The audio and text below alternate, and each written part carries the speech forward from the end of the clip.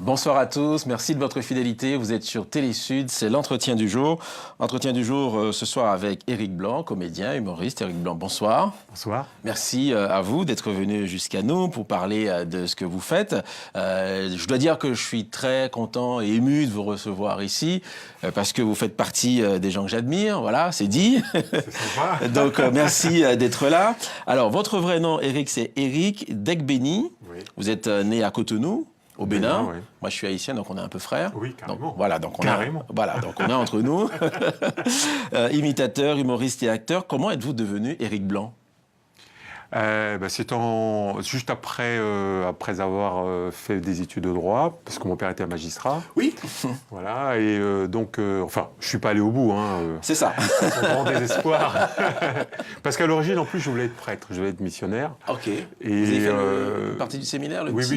oui, j'ai fait le séminaire. Et puis après, j'ai rencontré des filles. Et puis bon, Ça vous additionne. Oui, ça m'a carrément guéri. D'accord. Et donc je me suis lancé dans la carrière d'humoriste. Mais à l'époque, j'imitais déjà mes parents, Oui, ma famille. c'est ce que j'ai lu justement dans votre portrait. Alors vous le disiez, vous venez plutôt d'un milieu aisé, on peut le dire. Oui, plutôt. Père magistrat, Oui. maman puéricultrice, au Bénin jusqu'en 75, donc la bourgeoisie béninoise. Voilà. Et en 75, il y a un coup d'État au Bénin et tout le monde est rapatrié ici, c'est ça ? En France, mon père qui avait de toute façon fait ses études en France auparavant, donc il était déjà magistrat. Donc il n'avait plus qu'à nous les enfants, à nous faire venir là-bas. Et donc on a passé toute notre scolarité, toute notre enfance au Bénin, en France, En pardon. France, à Lagny-sur-Marne plus précisément, en Seine-et-Marne. C'est ça, 77, Ouais. c'est pas le 94, c'est 77. Alors vous le disiez, votre père voulait que vous deveniez magistrat, vous avez entamé les études de droit et vous n'êtes pas allé jusqu'au pas bout. mon truc. Voilà, c'était pas votre truc. Alors vous avez essayé l'église, mais ça aussi. Et tout de suite, vous êtes attiré par les imitations. Moi, je me rappelle, on vous a vu notamment avec Valéry Giscard d'Estaing, François Mitterrand et Yannick Noah. C'était Ah oui, Yannick Noah, oui. Yannick Noah qui m'en a voulu et qui m'en veut encore. Parce qu'il estimait que je le caricaturais très très mal. Il n'a pas goûté du tout mon humour. Disons, à chaque fois que... Oui, il y a un problème. Oui, il y a un problème. Mais vous le faites tellement bien, c'est peut-être pour ça. Je sais pas. que... pas. Alors c'est peut-être aussi le fait que je sois noir aussi qui l'ait choqué. Ah, d'accord. Yannick en particulier, qui l'ait choqué. Qu'un noir se moque de notre noir. De notre noir, voilà. D'accord. Donc ça l'a peut-être choqué, je sais parce pas. Qu'est-ce que vous disiez, moi je me rappelle, c'était genre le sportif français toujours blessé. Mais oui, voilà. J'ai mal. Oui, mais c'est ce qu'on fait sur tous les sportifs français. C'est-à-dire que lui, il avait toujours une excuse quand il quand il perdait, c'est parce qu'il avait un problème physique. Donc j'en jouais à fond. Ouais, mais tous les sportifs français, mais on a dit ça d'Henri Lecomte. Lecomte, pareil. Les Bleus, pareil. Dans le foot, on dit la même chose. Oui, il y a toujours un souci. Alors que, en fait, ça a peut-être un manque de préparation. Aussi, manque de préparation psychologique aussi. Je pense que psychologiquement, les sportifs français, on n'est pas. Ils ne sont pas. Ils sont pas préparés psychologiquement, à mon avis. En fait, vous auriez dû devenir entraîneur. Oui, je crois. ça m'aurait plu. Hein. Ah ben, ça m'aurait plu. Vous avez joué au foot, vous ? Ah oui, j'adore. Mais je voulais être footballeur professionnel aussi. J'ai voulu faire plein de trucs. Mais en fait, je voulais être footballeur professionnel, mais j'étais très mauvais. Mais j'aurais bien aimé être footballeur professionnel. D'ailleurs, je salue l'OM qui, aujourd'hui... Parce que vous soutenez l'OM. Ah oui, moi, on est à Paris, ici c'est Paris. Ah ben, je m'en fous. Mais ici, c'est Paris, monsieur. Oui, mais je m'en fous. Non, je soutiens l'OM. Mais alors, je suis pas un supporter ultra radical. Hein.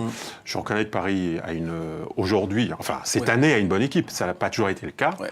Mais je reste quand même supporter de l'OM, bien sûr. Donc voilà, plus que jamais. Ça c'est dit. Quand vous allez faire vos spectacles donc à Marseille, donc on sait qu'il y aura donc désormais beaucoup plus de demandes d'Éric Blanc à Marseille. Alors la télé vous a ouvert ses portes. Vous avez été repéré notamment par le Petit Théâtre de Bouvard, il y a la classe sur France 3, et puis votre carrière a décollé très vite. Vous avez commencé à faire vos sketchs à la télé. Vous aviez quel âge ? J'avais 20 ans, donc j'ai démarré avec sur France 2 à l'époque, donc c'était Stade 2. Je ne sais pas si ça existe d'ailleurs encore. Stade 2, je crois. Si. Et donc c'était à l'époque. Ouais, et c'était, oui, voilà. Et c'était comment dirais-je, à l'époque où Noah faisait Roland-Garros tous les ans. Et donc, j'ai démarré en faisant une caricature avec Noah à Roland-Garros, voilà. Et en disant que cette année-là, il n'y aura pas que la Terre qui serait battue. Et donc, effectivement, ça ne lui a pas plu. Mais en tout cas, ça a bien fonctionné. Et après, petit à petit, il y a eu un effet de boule de neige. Et il y a Ardisson qui m'a engagé aussi. Vous allez partout, vous avez présenté des émissions avec Drucker. Oui, oui, oui. Et les Césars. Notamment les Césars. Et puis, il y a un premier spectacle qui est présenté au Bataclan, oui, 188, le Noir qui imite les Blancs. Exact, oui. Alors, c'est comme ça que vous... c'est comme ça que j'ai démarré, en fait. Parce que Chirac, mais qu'est-ce que vous faisiez ça bien, quoi. Giscard, tous ces gens-là. Alors, et puis, enfin, je sais pas, on oubliait absolument que vous étiez noir, quoi, en faisant tous ces personnages. Alors, Guy, il y a un truc aussi, on m'a catalogué, on m'a apposé l'étiquette d'imitateur. Mais en fait, j'estime que je suis plus un caricaturiste qu'un imitateur. Parce qu'en réalité, les vrais imitateurs, pour moi, c'est Thierry Leluron, par exemple. Thierry Leluron était un véritable imitateur. Et moi, j'étais plutôt un caricaturiste. Quelqu'un qui forçait le trait, quoi. Je n'étais pas fidèle à la voix. À la voix, ouais. Mais je forçais le trait. C'est ça qui m'éclatait. Tout ça, c'était aux Arabies. Oui. Alors, il y a eu les films aussi, hein, donc à gauche en sortant de l'ascenseur, de Molinaro, Black Myth Mac 2, Thank You Satan avec Patrick Schneider. Vous avez. Voilà, et il avait été surpris, surtout avec le grand Georges Lautner qui nous a quittés récemment, qui était un homme extraordinaire. J'ai fait une rencontre fabuleuse. Vraiment, c'était un des plus beaux moments de ma vie. Et puis, il y a eu une éclipse. Oui. Donc, avec un sketch d'une quinzaine d'années, vous avez fait un sketch sur Henri Chapier, critique de cinéma, ça n'a pas été apprécié, il a porté plainte contre vous, alors que c'était une caricature. Comment vous l'avez vécu, ça? Comme une injustice, comme quelque chose? Non, parce qu'en fait, à l'époque, je me suis juste demandé ce qui m'arrivait, quoi. Parce que, en vous n'avez pas compris? Oui, j'ai pas compris parce qu'en fait, ce sketch, je l'avais fait plusieurs fois déjà à la télévision. Personne n'avait jamais rien trouvé à redire. Et là, il se trouve que ce soir-là, c'était les Césars. 12 mars 88. 12 mars 88. Chapier est dans la salle. Et donc, il est devant ses confrères. Et là, il est ridiculisé devant ses pairs, ses amis. Donc, du coup, il en a pris ombrage. Et après, c'était un déchaînement médiatique autour de cette affaire qui a duré des années. Vous avez été blacklisté dans la Oui, complètement, oui. Du jour au lendemain. Il fallait plus faire passer Éric Blanc à la télé, quoi. C'était clair, ouais. C'était clair, et j'avais eu même des émissions que j'avais enregistrées dans l'intervalle qui ont été supprimées. Enfin, dont ils ont supprimé vos passages. Ouais, absolument, ouais. C'est violent, quand même. C'est assez violent. Moi, sur le coup, j'ai pas compris, parce que, bon... je pensais que le show business, c'était une grande famille. Dit-il, hein, Rina. Mais en réalité... d'hypocrisie, surtout. Oui. Mais en réalité, je me suis rendu compte que... En fait, j'ai appris mon métier, justement, grâce à cette coupure, cet arrêt brutal. J'ai appris mon métier. Parce qu'en fait, moi, quand j'ai démarré... j'étais un peu inconscient, quand même. J'étais un fou furieux. Et c'est peut-être pour ça, si j'avais eu cette conscience, peut-être que je ne serais pas allé au bout. Il y avait du talent. Je ne sais pas, c'est pas moi de le dire. Il y avait du talent. Alors après, donc, blacklisté, il y a tout ça. Alors, certains se sont posé la question, est-ce que c'est ce qu'on vous a reproché parce que vous êtes noir, vous imitez un blanc, entre guillemets, qui est puissant, qui a... Voilà, c'est juste que ça lui a pas plu. 2009, il y a le spectacle Éric Blanc sort du noir. Oui. Donc là, vous revenez sur scène, vous avez fait les grosses têtes avec Bouvard, avec Philippe Bouvard également, et puis en tournage avec Jean-Pierre Mocky. Voilà, en tournage avec Jean-Pierre Mocky, d'ailleurs le prochain film qui va sortir bientôt, je pense printemps 2014. Non, pas printemps, rentrée 2014. Vous y êtes. J'y suis. Ça s'appelle Calomnie. Alors là, ça, c'est un grand moment aussi, Jean-Pierre Mocky. J'adore ce mec. C'est un réalisateur atypique. C'est un bonheur de tourner avec ce mec-là. C'est un tournage dans le tournage. C'est fabuleux, fabuleux. Je me suis éclaté. C'est la deuxième fois qu'il me fait tourner. J'ai tourné dans une série aussi avec lui, Hitchcock by Mocky, où il reprend les nouvelles d'Alfred Hitchcock. Et puis là, il y a ce long métrage, là, avec Marius Colucci. J'étais très ému d'ailleurs d'être avec le fils de Coluche, parce que pour moi, c'était un grand comique français. Vous avez vu. Coluche, je ne l'ai jamais rencontré, malheureusement. Et j'aurais bien aimé le connaître. Ouais. Pour moi, c'est un grand comique. un très très grand comique et un résistant aussi. Et donc vous avez, voilà, à part celui-là, il y a eu d'autres spectacles, vous avez continué à faire des spectacles, Itinéraire d'un noir gâté, vous revenez sur scène, là aussi c'était de l'humour, quoi, c'est pour parler de tout ce qui vous était arrivé. Et là, avec votre nouveau spectacle, vous êtes en tournée ? Donc là, je suis en tournée, je serai à Bourges donc le 9 mars, et puis le 4 juillet à Hayon, au Festival d'humour.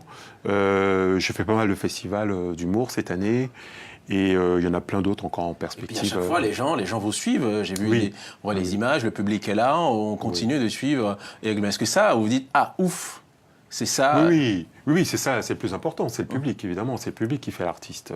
Heureusement encore qu'il y a des gens qui nous suivent et qui sont derrière nous.